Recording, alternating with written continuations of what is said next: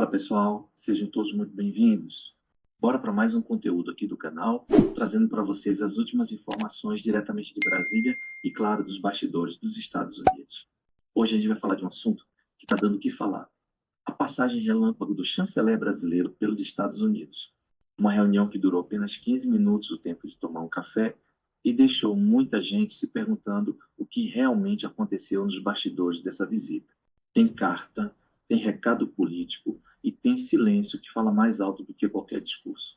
Então já chega deixando seu like, se inscreve no canal, ativa o sininho das notificações para não perder nada do que acontece no meio político. E comenta aqui embaixo de qual cidade você está assistindo. A gente gosta demais de saber até onde essa comunidade está chegando. Agora sim, sem enrolação, bora direto para o conteúdo. O Brasil tem, desde que o Trump mandou a carta, né, e como a gente até conversou aqui ontem, né, a diferença do tempo das coisas para o Brasil e para os Estados Unidos é muito diferente nesse caso, né? Seria a mesma coisa se o Brasil, com todas as suas negociações, tivesse que tomar alguma providência com relação a algum pequeno país africano. Quer dizer, talvez daqui de 3 em 3 semanas a gente desse alguma atenção em alguma declaração, né? E, portanto, o tempo das coisas acontecerem para nós seria quase que irrelevante, enquanto que para o pequeno país africano, todo dia seria dia de se preocupar e de comentar e de falar. Nós estamos nessa situação de ser um pequeno país diante de um país que tem infinitos problemas muito maiores do que os nossos para lidar e, portanto, se a gente pegar do lado americano essa história, você vai ver que tem 4 capítulos citando a carta, abriu a investigação, a aplicação da sanção, alguns tweets e nada além disso. Enquanto que do lado brasileiro a gente já tem as obras completas do Lula, né? Porque a quantidade de discurso que ele fez desde então, a quantidade de barulho, de marola, a quantidade de apoio da torcida organizada, que é a imprensa oficial do regime, como diria o Donald Trump, vem criando narrativas em cima de narrativas nas quais é só você não prestar atenção nisso, né? Como a gente já usou aquela imagem icônica do filme do Indiana Jones, né? É como o indiano lá cheio de salamaleque para cima do Indiana Jones, que daí só puxa o revólver, dá um tiro e acabou a briga, né? Nós estamos na fase dos salamaleques, né? Esperando que o tiro não venha no final das contas, né? Ou então, né, que me parece também muito provável, que falta, né, no nosso time aí no Brasil um Garrincha, né? Para dizer que está tudo certo, professor, mas falta combinar com os russos, né? Que no caso é os americanos, para que toda essa conversinha fiada que se tentou levar lá renda alguma coisa, né? O fato dos americanos ainda não se manifestarem, para mim, é o mais importante, porque acho que qualquer coisa que saia do lado brasileiro é uma narrativa no final das contas. O lado americano é que a gente consegue pegar um pouquinho mais o que está acontecendo na realidade dos fatos. Então temos que aguardar para ver se vem alguma coisa, mas me parece que pelo tempo da reunião e pelo pouco que o Mauro Vieira disse a respeito dela, nada do que o Brasil gostaria que acontecesse aconteceu. Pode ser que não tenha acontecido pior, mas que não aconteceu o mínimo do que eles esperavam, não aconteceu, porque senão sairiam dali propagandeando isso aos 4 ventos. Então a gente fica no mesmo ponto em que a gente está desde o começo. Assim, meus filhos, é sobre isso que nós vamos conversar. Ou vocês falam e tratam disso, ou não tem conversa. Importante observar que o encontro foi dividido, parece, em uma reunião privada entre o Marco Rubio e o Mauro Vieira, de 15 minutos, e depois uma reunião com todos os negociadores para discutir outros detalhes, outros entretantos e pontos. Isso é importante, né? Porque nessa conversa privada é que o Rubio deve ter dado o recado para o Mauro Vieira e colocou as coisas como já vêm sendo colocadas pelo Trump e por outras autoridades do governo Lula, o governo Trump, há algum tempo, né, Gabriel? Não há indicativos de que o governo americano mudou o posicionamento deles, por mais otimista que parte do governo brasileiro, que todo o governo brasileiro e parte da imprensa brasileira esteja em relação a esse encontro.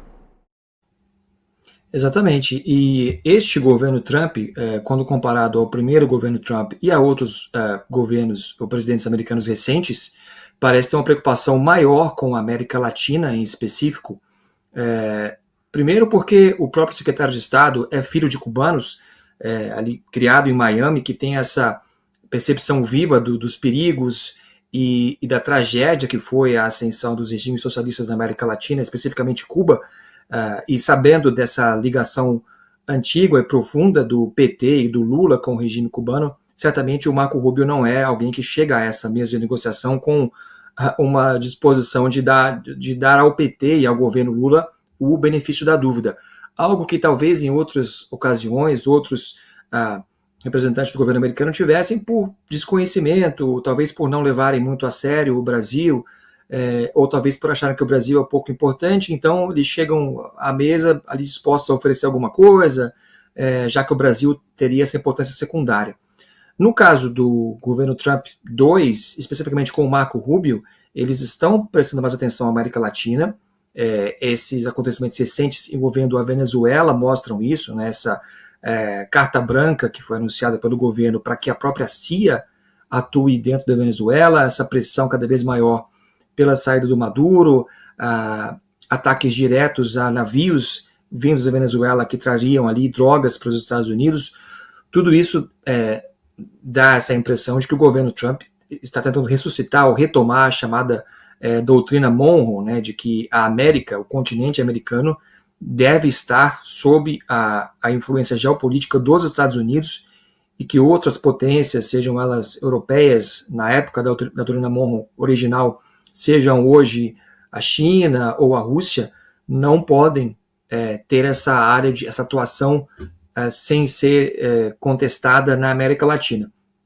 Então, por esses dois motivos, eu imagino que o Brasil terá muita dificuldade de conseguir algum avanço nessas negociações com o governo Trump, se pelo menos não demonstrar, é claro que o Lula não tem um controle direto do judiciário no Brasil, mas o Lula jamais demonstrou alguma preocupação ou fez alguma crítica aos excessos do STF.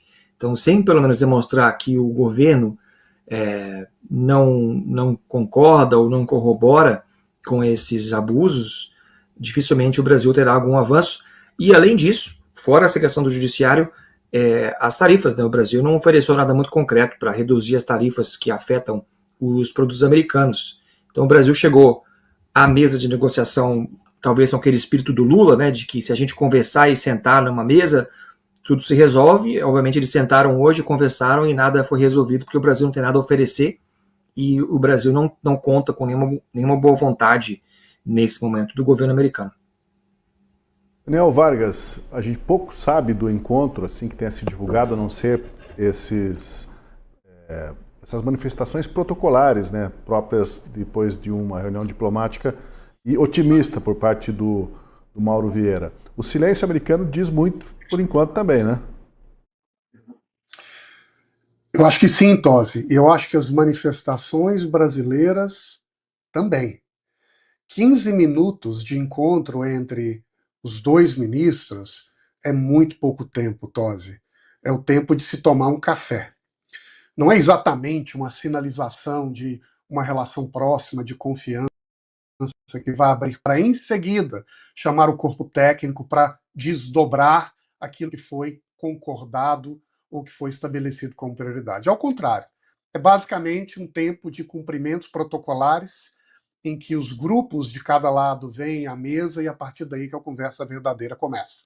Então, por um lado, me parece que os sinais objetivos dessa reunião não são exatamente um grande sinal de sucesso.